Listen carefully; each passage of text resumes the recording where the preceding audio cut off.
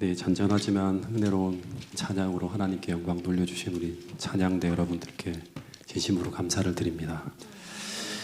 네, 연말이라 한 주 한 주 어떻게 보내는지 모르게 흘러가는데요. 최대한 이 분주함 때문에 내가 주님의 지혜와 능력으로 살아가야 함을 잊지 않으려고 늘 기도하는 자리에서 계속 몸부림치고 있습니다. 특별히 저들을 위해서 기도해 주시기를 바라겠습니다. 여러 가지 것들을 판단하고 결정하고 나가는 부분에서 하나님의 뜻이 또 이루어질 수 있도록 여러분 기도해 주시면 감사하겠습니다. 오늘 저는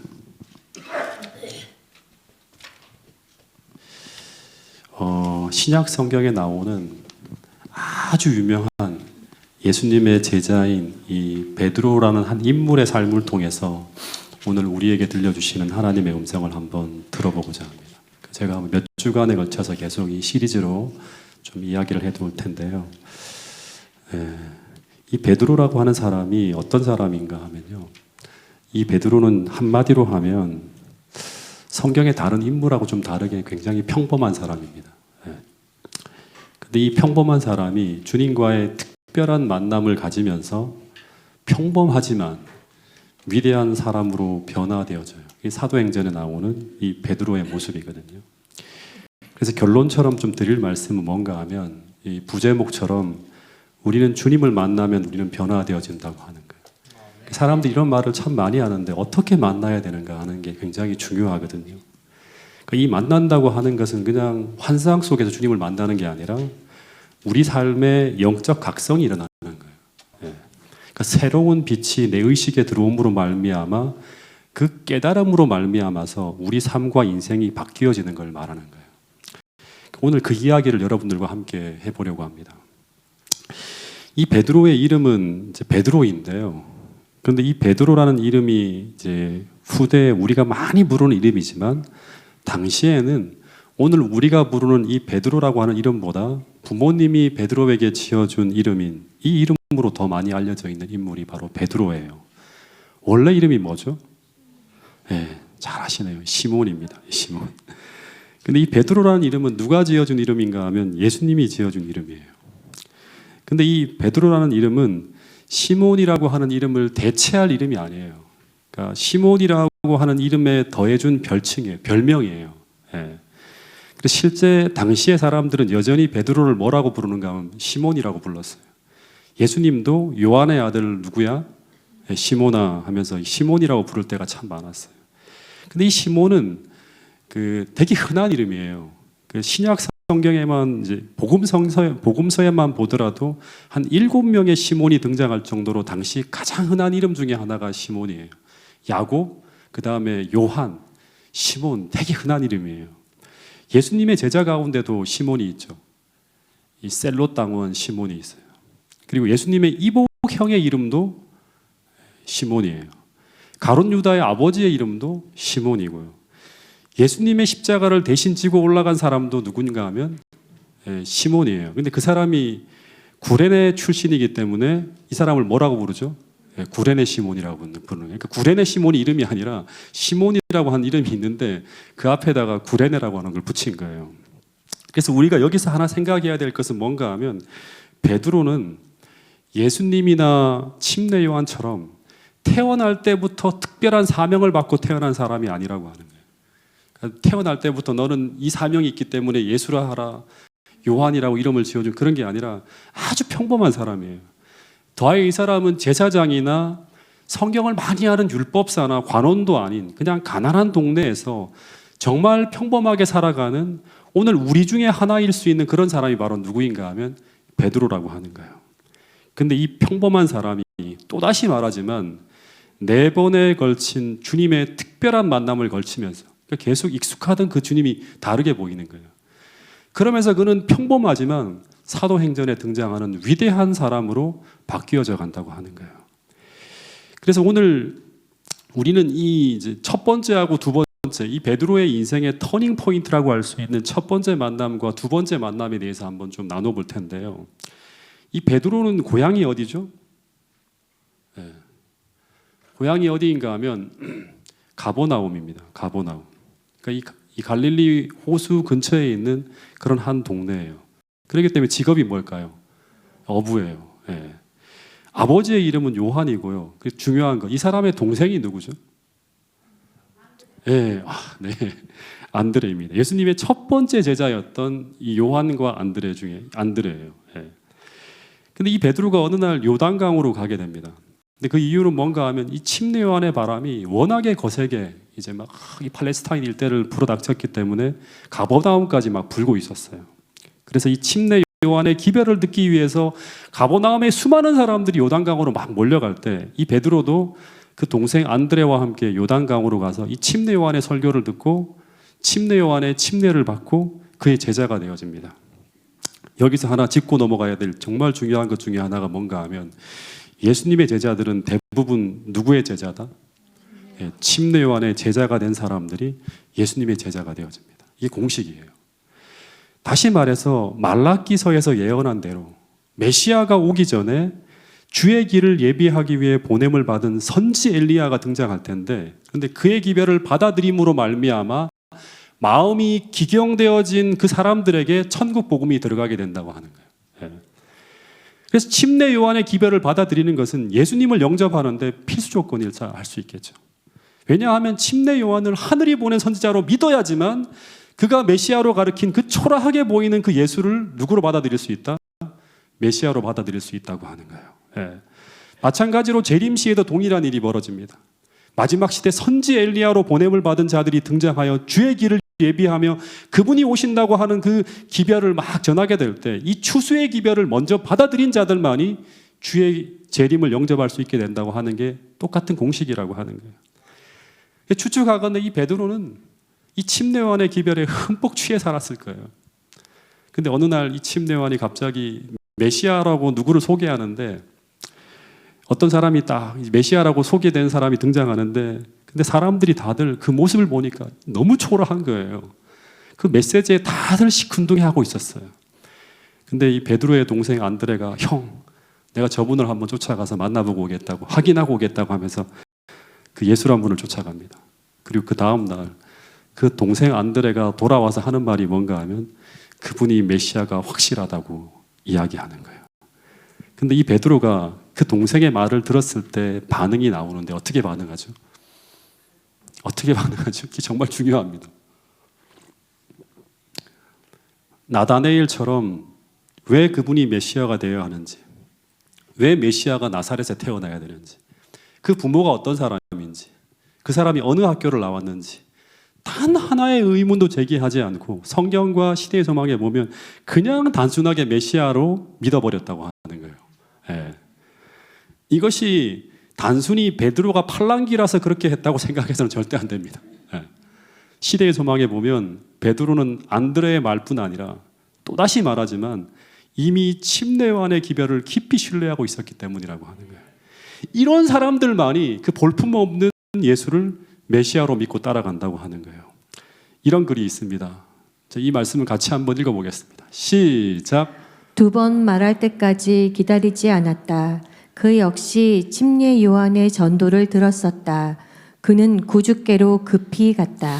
베드로는 안드레가 2번 말할 때까지 기다리지 않았다고 하는 거예요. 그 역시 침례 요한의 전도를 듣고 그분을 선지자로 신뢰하고 있었다고 하는 거예요. 그래서 한 가지만 확인하면 되는 거예요. 예. 여러분, 그래서 요한복음 1장 42절에 보면 이 시몬과 예수님과의 역사적인 만남이 이루어집니다. 예.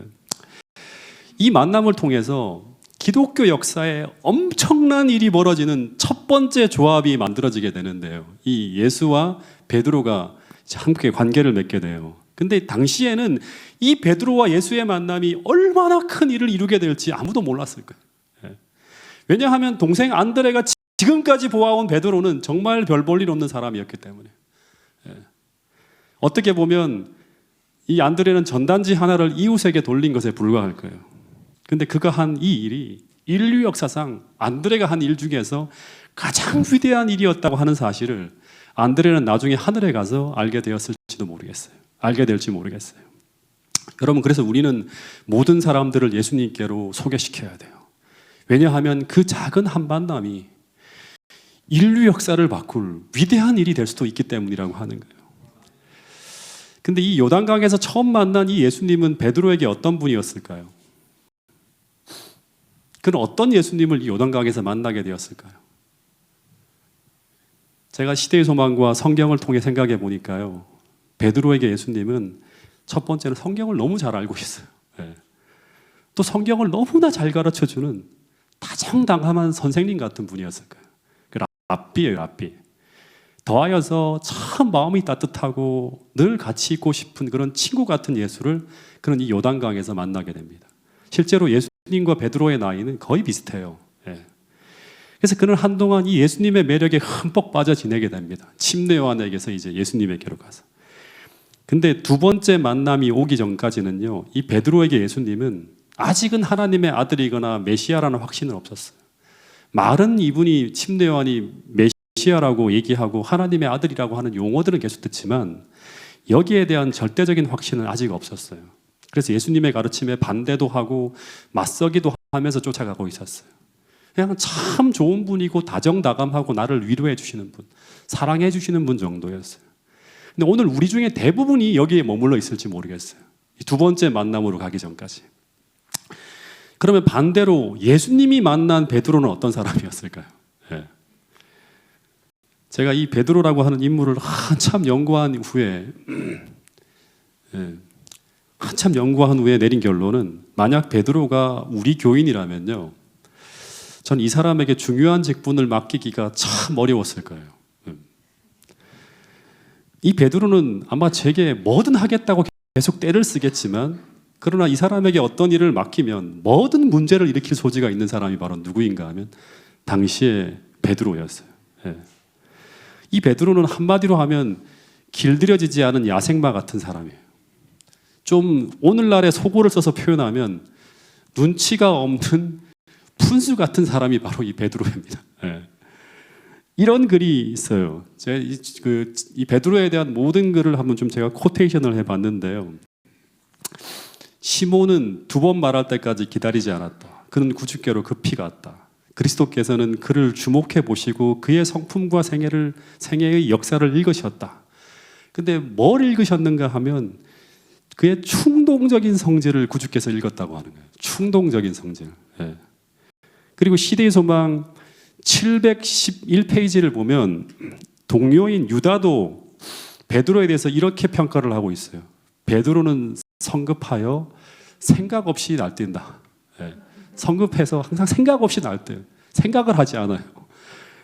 그리고 시대의 소망 296페이지에 보면 이 베드로에 대해서 이렇게 기술되어져 있습니다. 도량은 있으나 또 여기도 충동적인 베드로예요. 그러니까 영어로 보니까 제너러스예요. 그러니까 관대함은 있어요. 따뜻해요. 그러나 임펄시브합니다. 예. 충동적인 사람이라고 하는 거예요. 계속 언급되어지는 단어가 뭔가 하면 충동적인 기질, 급함, 생각하지 않고 행동하는 특징, 이것이 베드로를 묘사하는 특징들인데요. 근데 이 말 속에 담겨 있는 모든 것을 종합해 보면 이 베드로는 한마디로 말하면 에너지가 넘치는 사람이에요. 에너자이저예요. 예. 그러니까 에너지가 넘치니 감정 조절이 잘 안 돼요. 잘 참지 못하니까 앞뒤 안 가리고 막 나서게 되는 거예요. 제가 성경 이야기를 보면 늘 베드로는 이렇게 이제 감동을 받고 느낌이 오면 제일 먼저 표현하고 액션을 취하는 사람이 바로 베드로예요. 뭔가 주님의 말씀을 듣다가도 느낌이 오면 어떻게 하죠? 그냥 뛰어나갑니다. 예. 언제나 대답을 제일 먼저 하는 사람이 베드로예요. 성경에 보면. 주님과 대화 중에 항상 어떤 일을 하겠다고 하면서 자주 대중 앞에 자신의 신앙적 결심을 그냥 표현하는 게 아니라 과격한 언어로 고백하는 사람이 바로 베드로예요. 느낌이 오면 그 느낌을 그냥 그대로 표현하는 거예요. 자기 느낌을 그대로. 그러다 보니까 이 베드로는 누구도 나서기를 주저하는 곳에 첫 번째로 등장하는 모험적인 사람이 바로 누구인가 하면 베드로예요. 특별히 이제 성경에 보면 예수님이 물 위로 쫙 걸어올 때 그 모습을 보고 모두 다 유령이라고 소리 지르며 난리가 났을 때 베드로가 뭐라고 하죠? 주님이시면 우리도 물 위로 걷게 해달라고 하는 기가 막힌 요구를 하죠. 예. 근데 그런 제안을 주님이 들어주셨어요. 그래서 베드로가 어떻게 하죠? 그냥 바다 위로 뛰어듭니다. 대부분의 사람들은 이 12제자처럼 주님이 허락해줘도 능력을 주셔도 바다 위로 못 뛰어듭니다. 무서워하고. 근데 모든 사람이 감히 그 두려워서 바다 위로 뛰어들지 못할 때도 이 베드로는 2번 기다리지 않고 먼저 물 위에 뛰어드는 모험을 감행해요. 이게 베드로의 장점이에요. 예. 근데 오늘 우리에게는 이 모습이 부족하다고 하는 거예요. 우리는 어떻게 하죠? 그 능력이 주어진다고 말씀을 하더라도 따지고 재고 계산하다가 결국에는 물속으로 못 들어가는 거예요. 예. 근데 문제는 베드로는 늘 그렇게 충동적으로 뛰어들기는 하지만 베드로는 끝까지 걸어가지 못한다고 하는 거예요. 상황이 바뀌면 주님이 안 보이고 어려운 파도가 몰려오면 그는 어떻게 하죠? 그 가야 할 길을 끝까지 걷지 못하고 중간에 빠져버립니다. 예. 예수님이 잡혀가실 때도 그건 어떻게 하는가 하면 앞뒤 가리지 않고 급한 성격에 어떻게 하죠? 칼을 빼어들어서 예수님을 체포하려고 하는 말고의 귀를 잘라버립니다. 근데 예수님이 순순히 잡혀가는 상황으로 상황이 바뀌게 되죠. 어떻게 하죠? 계속 싸우는 게 아니라 제일 먼저 달아나요. 예, 물속에 뛰어들고 가다가 빠져버리고 제일 먼저 달아나는 거예요. 그러니까 이런 특성을 가진 사람들에게는 중책을 맡길 수가 없죠. 그래서 베드로는 이 반석이라고 하는 이름과 가장 거리가 먼 사람입니다. 근데 중요한 것은 이런 사람이 주님을 만남으로 말미암아 또다시 말하지만 사도행전에서 가장 훌륭하고 가장 빛나고 가장 위대한 일꾼으로 변화되었다고 하는 사실을 우리는 기억해야 돼요.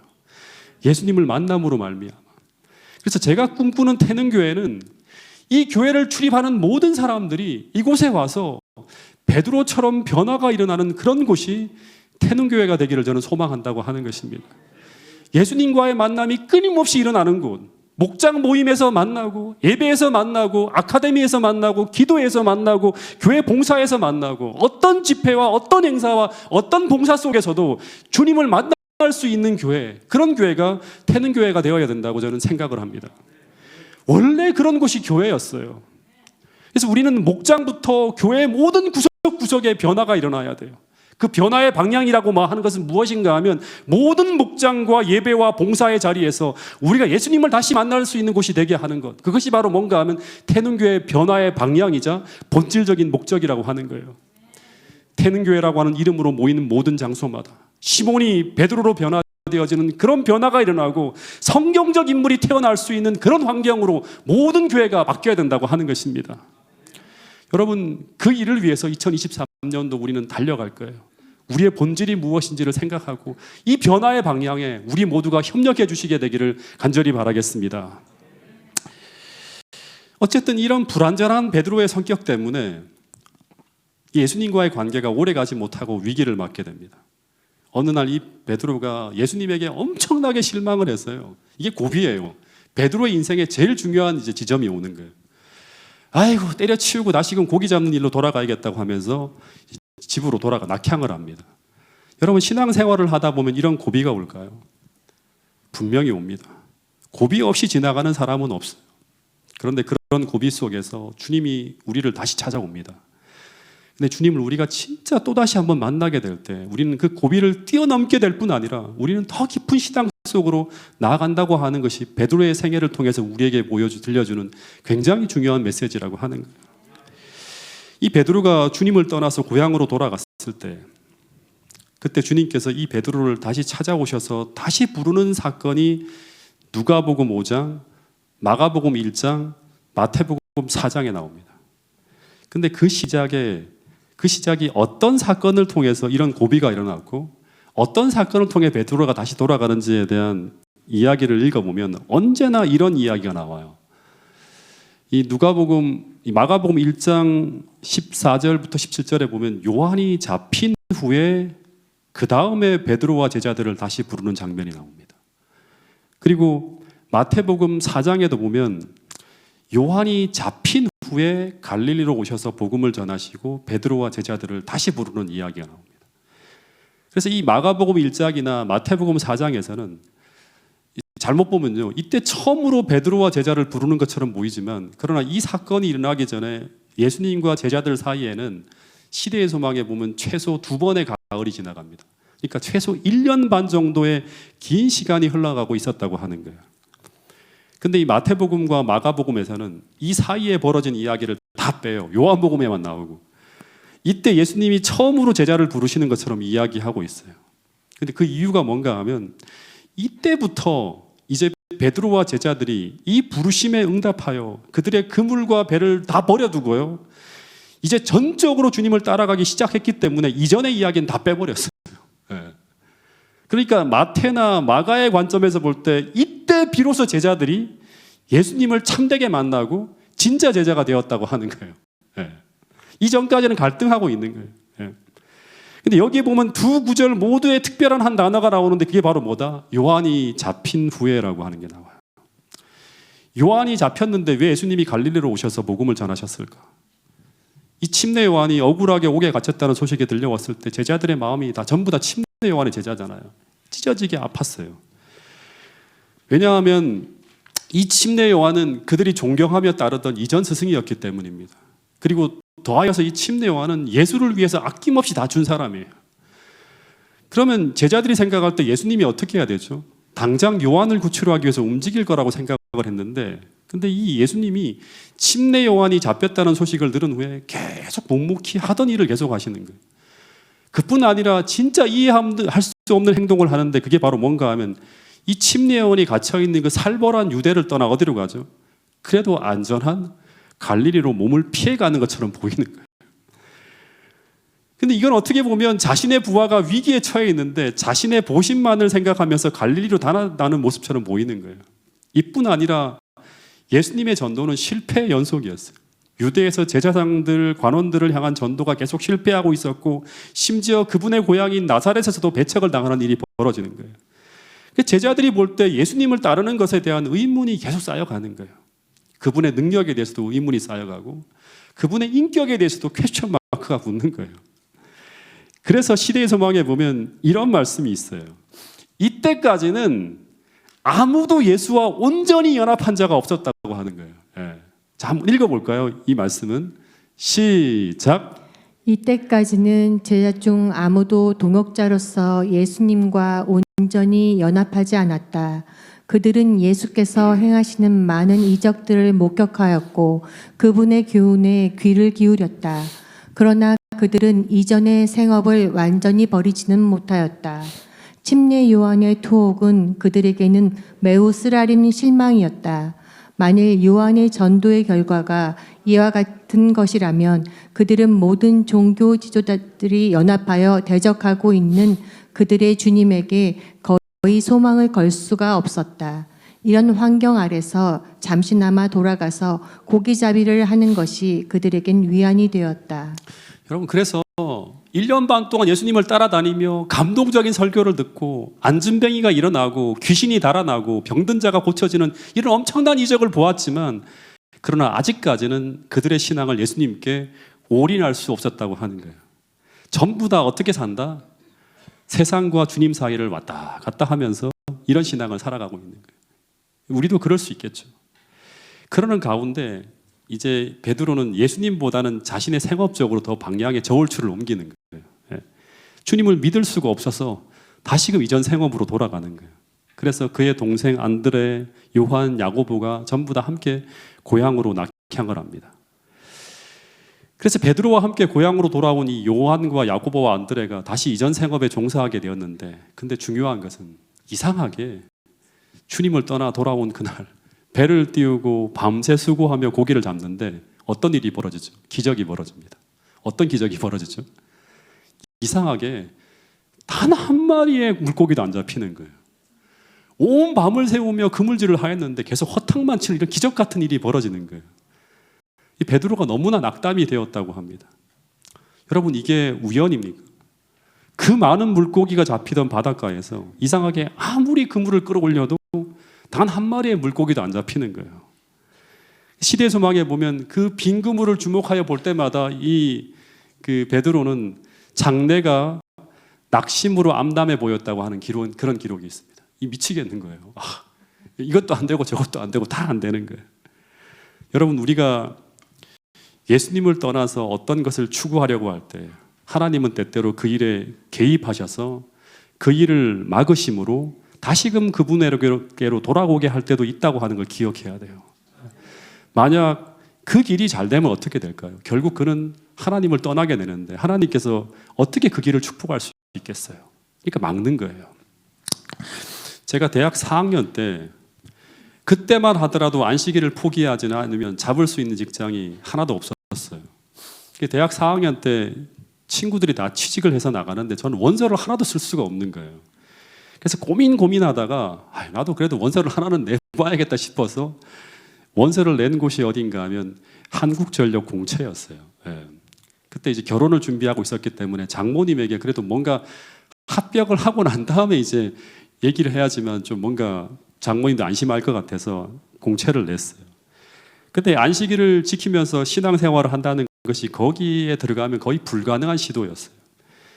근데 아무것도 안 하는 것보다 한번 도전해보겠다고 하는 식으로 지원을 했어요. 근데 상황을 들어보면 선배들의 상황을 들어보면 100% 안식일을 지키는 것이 거의 불가능하다고 하는 것을 들으면 들을수록 확인하게 돼요.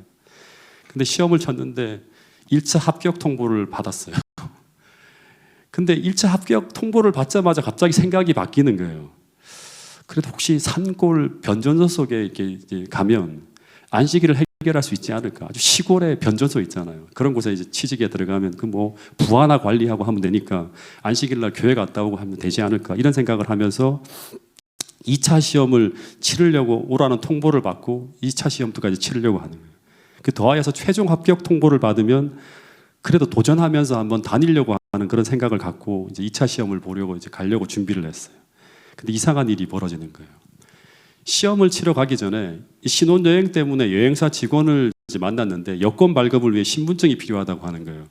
제가 그 주민증을 그 직원에게 줬어요. 왜냐하면 운전면허증이 또 하나 있기 때문에 주민증을 줘도 괜찮겠다 생각을 했어요.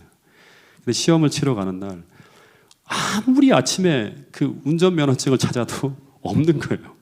신분증이 없으면 입실 자체가 안 돼요. 시험을 치러 들어가는 게. 그래서 한참을 지난 후에 운전면허증을 찾았는데 이 조카 녀석이 장난을 치다 그랬는지 모르지만 책상 서랍 뒤로 떨어뜨려서 그걸 찾을 수가 없었던 거예요. 근데 여러분 이것이 우연일까요? 저는 한 번도 이것을 우연이라고 생각해 본 적이 없습니다. 그때 만약 제가 한전에 합격해서 40일 연수가 있는데 그 40일 연수는 수련원에 들어가서 지내는데 합숙을 하면서 신입사원 훈련을 받는데 거기서 안식일을 지킬 수 없다고 하는 것을 저는 분명히 알고 있어요. 더하여서 만약 제가 10월에 있는 변전소가 있는 곳에 발령이 난다고 하는 보장도 없고요. 혹 발령이 난다 하더라도 온전히 안식일을 지키는 것은 당시에는 불가능한 일이었습니다. 그럼에도 불구하고 저는 이 합격 통보를 받자마자 마음이 달라지는 걸 제가 느꼈어요. 그래서 하나님이 그 길을 막으셨다고 저는 생각을 해요. 근데 당시에는 왜 그런 일이 벌어지는지 몰랐겠죠. 마찬가지로 하나님은 베드로가 분명한 하나님의 계획이 있어요. 그 사람을 통해서. 근데 그 계획을 거부하고 당신을 떠나 다른 길을 향해 가는 그 베드로의 일에 하나님이 어떻게 하신다? 개입하셨다고 하는 거예요. 그래서 밤새도록 허탕만 치고 빈배로 돌아옵니다. 그리고 완전히 무너진 마음으로 그물을 씻으면서 이제 일을 마무리하고 있는데 너무나 고민이 되는 거예요. 그런데 그때 아침에 이 예수님이 베드로를 찾아오셨습니다. 근데 이때 이 예수님이 등장하자마자 금세 수많은 사람들이 예수님 주위에 몰려들었다는 기록이 있습니다. 근데 베드로가 만사가 귀찮아서 그 자리를 빨리 떠나고 싶었을 거예요. 그래서 막 그물을 손질하고 집으로 돌아가 쉬려고 하는데 근데 예수님이 그 고기를 잡는 데 사용한 그 배를 어떻게 합니까? 내가 설교 단상으로 사용할 테니까 그 배를 다시 띄워달라고 하는 요청을 해요. 근데 이때 이 베드로의 마음이 어땠을까요? 마음이 다 무너져 내리고 예수님이 꼴도 보기 싫고 하는데 그 배를 띄우라고 하는 거예요. 저 같으면 아무 대꾸도 안 하고 자리를 뜰었을 거예요. 쳐다보지도 않고 그냥. 근데 베드로가 어떻게 하는가 하면 네, 제너러스 하잖아요. 그렇게 하겠습니다 하면서 묵묵히 배를 띄웠다고 합니다. 그리고 그 배 위에서 군중들을 대상으로 예수님이 한참 설교를 하셨고 그러는 동안 베드로는 어떻게 하는가 하면 설교를 듣지 않고요. 그 옆에서 그물을 싣고 있었다고 하는 기록이 있습니다. 시대의 소망에 보면 예수님의 설교가 어떤 설교였는지 나오는데요. 그 설교가 어떤 내용인가 하면 이런 설교였어요. 각 시대를 내다보는 중에 감옥, 재판소, 시험, 고독 그리고 고난 가운데 처할 당신의 충성된 자들을 보시며 설교를 하셨다고 합니다. 그러니까 이 말씀은 침례 요한의 상황을 해석하는 말씀을 전하고 있는 거예요. 제자들은 너무나 예수님에게 실망해서 설교가 들어오지 않았을 것이지만 그래도 예수님은 어떻게 한다? 찾아가셔서 제자들에게 지금의 상황을 해석하는 설교를 하고 있는 거예요.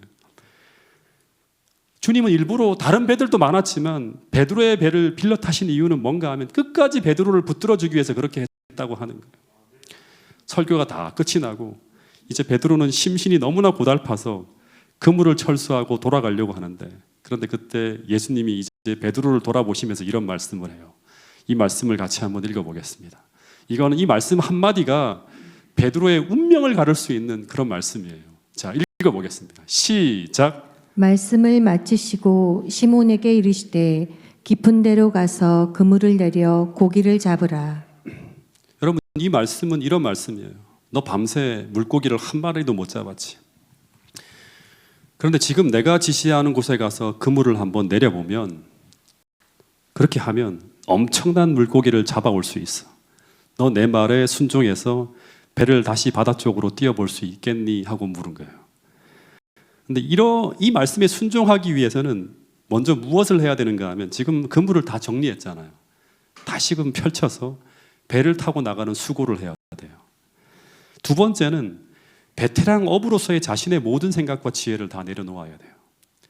근데 지금 이 베드로가 이 예수님의 명령에 대해서 어떻게 반응하는가에 따라서 베드로의 운명이 결정되어질 수 있는 순간이 바로 이 순간이에요.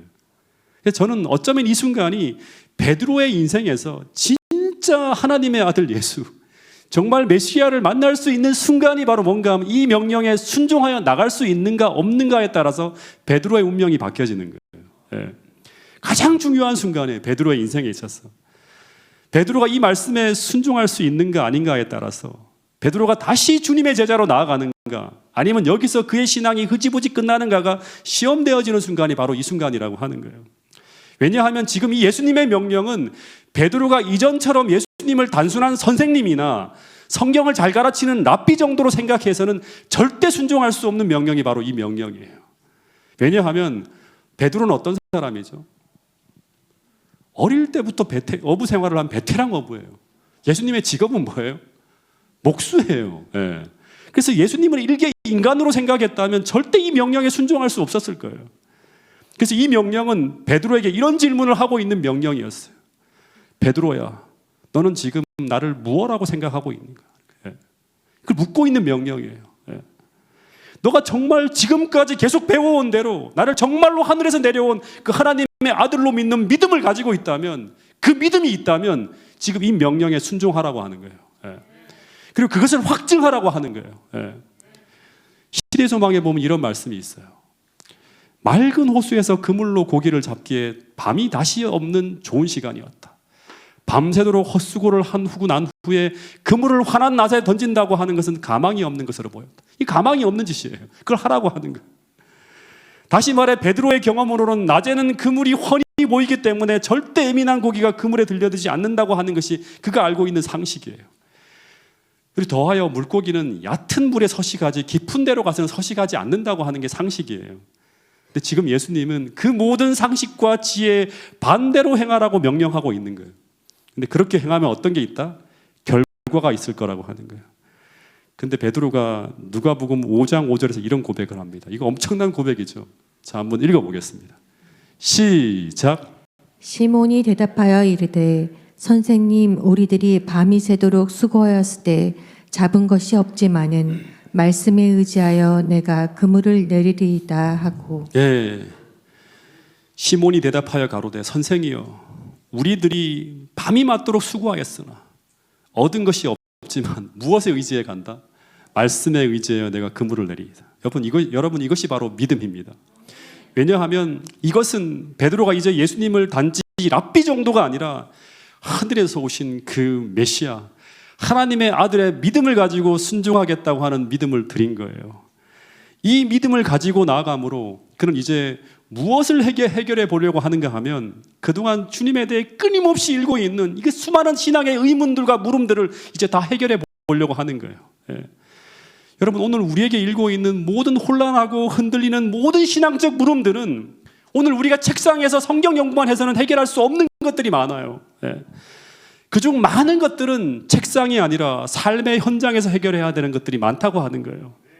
그래서 만일 오늘 우리가 정말 하나님 말씀 앞에 순종하지 못하고 늘 반신반의하는 삶을 살아가고 있다면 우리는 늘 의욕투성이의 삶을 살아가고 있을 수도 있을 거예요. 이 베드로처럼. 그래서 이 모든 의욕투성이의 삶을 정리하기 위해서 우리는 무엇을 해야 되는가 하면 우리는 베드로와 같이 말씀 앞에 전적으로 순종하여 나아갈 필요가 있다고 하는 것을 꼭 기억할 수 있게 되기를 간절히 바라겠습니다. 그런 사람들에게는 이 마지막 시대에 하나님이 주신 그 모든 빛이 분명할 거예요. 그래서 마지막 시대 14만 4천은 어떤 사람들이다? 어린 양이 어리로 인도하는 따라가는 자들이라고 하는 거예요. 여러분, 그래서 우리는 베드로처럼 그의 상식을 뛰어넘어 그물을 다시 펼치며 다시금 순종으로 나갈 필요가 있다고 하는 사실을 기억할 수 있게 되기를 간절히 바라겠습니다. 더하여서 나의 상식과 경험에 반대되는 가장 깊은 바다까지 오직 그 말씀이 명령하고 그 말씀이 지시하는 그 지점까지 철저하게 순종하며 나갈 필요가 있다고 하는 사실을 우리 모두가 기억할 수 있게 되기를 간절히 바라겠습니다. 여러분, 이것이 바로 믿음입니다. 그리고 이 믿음으로 나갈 때 우리는 베드로처럼 그동안 우리를 혼란스럽게 했던 모든 신앙의 의욕들이 정리될 수 있다고 하는 사실입니다. 저 이 말씀을 보면서 또 하나 느낀 게 뭐냐 그러면 이 나아만 장군이 그 더러운 물에 7번 몸을 담그는 그 완전하고도 철저한 순종이 무엇을 의미하는지를 좀 생각하게 되었어요. 여러분, 7번이라고 하고는 철저하고도 완전한 순종이 있기 전까지 나아만에게 하나님의 말씀과 명령은 너무나 혼란스러운 의욕투성이일 뿐이었어요. 그런데 그 요단강이라고 하는 흙탕물이 흐르는 그 더러운 강에서 4번이나 5번이나 6번이 아닌 7번을 담그는 그 상식에 반하는 철저한 순종 후에 그는 마침내 그 사람의 모든 의욕과 의심이 사라지는 경험, 하나님을 만나는 경험을 하게 되는 거예요. 하나님의 압도적인 역사가 펼쳐지는 걸 경험하게 되는 거예요. 여러분, 그런데 우리 중 대부분은 이 나아만 장군처럼 베드로처럼 그렇게 순종하기를 못한다고 하는 사실이에요. 대부분 우리는 우리의 어리석은 지혜로 판단하며 3-4번 정도 물속에 담그다가 포기하고 나가는 경우가 대부분이에요. 그냥 귀찮고 피곤한 상황에서 우리는 말씀이 지시하는 곳까지 나가기보다는 그냥 얕은 물에서 몇 번 그물을 내려보고 그냥 돌아옵니다. 그리고 하나님 말씀대로 해봤자 소용이 없다고 하는 이런 어리석은 결론을 내린다고 하는 거예요.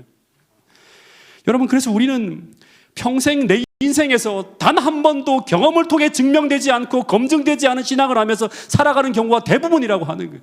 누구의 이야기만 듣고 살아가는 거예요. 근데 그 이유가 무엇인가? 또다시 말하지만 우리는 베드로처럼 순종하지 않기 때문에. 그래서 확신이 없고 믿음이 없는 거예요. 우리는 온전히 주님을 따라가지 못하고 회심하기 전에 베드로처럼 늘 세상과 하나님 사이에 양다리를 걸치고 신앙생활하는 그런 경우들이 많다고 하는 것입니다.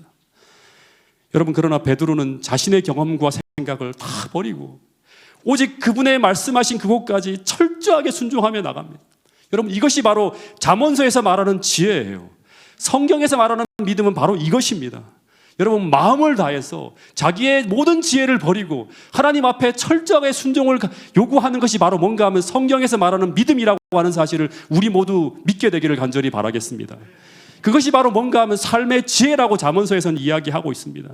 이것이 바로 베드로로 하여금 사도행전에 나오는 그 사도가 되게 만든 공식이라고, 방법이라고 하는 것입니다. 여러분, 그래서 오늘 우리도 이 마지막 시대에 우리 모두에게 이런 경험이 필요하다고 하는 사실을 기억하시기 바랍니다. 여러분, 그러기 위해 오늘 우리는 베드로처럼 주님께서 주시는 모든 말씀 앞에 완전한 순종이 필요합니다. 하나님의 역사는 이 완전하고도 철저한 굴복 다음에 일어난다고 하는 거예요. 7번 몸을 담그는 그 순종 후에 일어난다고 하는 거예요. 네. 여러분, 그래서 하나님은 매일매일 여러분과 저에게도 베드로에게 하신 그 질문을 던지십니다.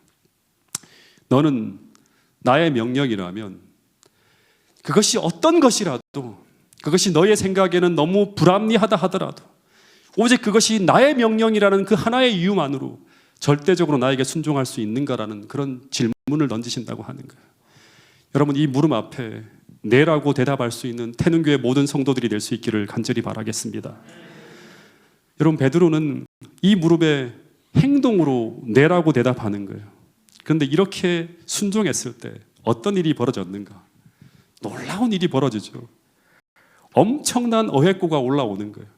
심지어 그물이 찢어지는 결과를 목도하는 거예요. 완전히 차이가 나는 거예요. 어젯밤과 오늘 아침이 완전 차이가 나는 거예요. 두 척의 배가 모두 엄청난 고깃대로 인해서 배가 침몰하기 직전에 놓여집니다. 상상을 초월하는 어획량이 거둬지는 거예요. 이것은 주변을 지나가던 모든 물고기들의 행동 양식에 변화가 일어난 거예요. 그 전까지만 하더라도 예민하던 모든 물고기가 다 바뀌어버린 거예요. 예. 여러분, 하나님이 역사하시면 우리가 행하는 모든 일들이 상식을 초월해 일어나는 이런 일들이 벌어질 수 있을까요? 예. 여러분, 엄청난 하나님의 역사 개입을 통해서 우리 삶이 완전히 달라지는 그런 일들이 벌어질 수 있을까요? 여러분, 이런 엄청난 하나님의 능력이 개입하기 위해서 우리는 마지막까지 마음을 다하여 믿음으로 순종해야 됩니다.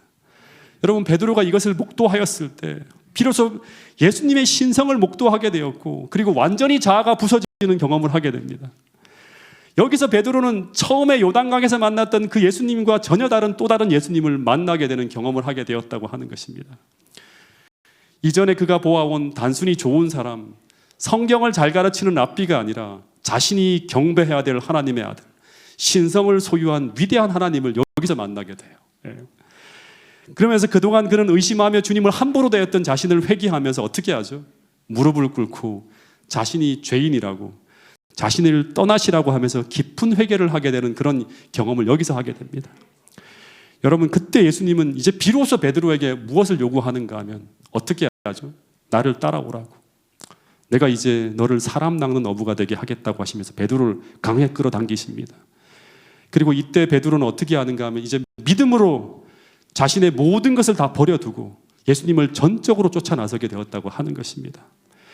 여러분, 여기서 이제 베드로는 흔들리고 쉽게 넘어지는 그런 연약한 존재가 아니라 예수님이 지어준 반석이라는 이름을 가진 진정한 베드로가 되어지는 두 번째 스텝이 놓여지게 됩니다. 여러분, 오늘 주님은 베드로를 부르신 것처럼 오늘 여러분과 저를 부르고 있다고 하는 사실을 기억할 수 있게 되기를 간절히 바라겠습니다.